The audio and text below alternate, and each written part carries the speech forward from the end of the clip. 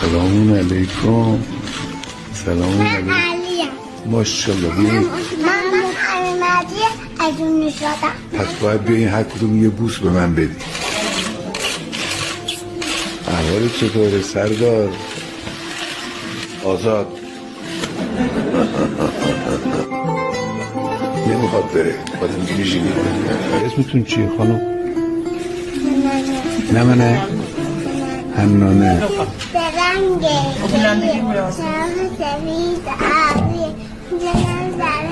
گل برو گل بری یا خونه گل.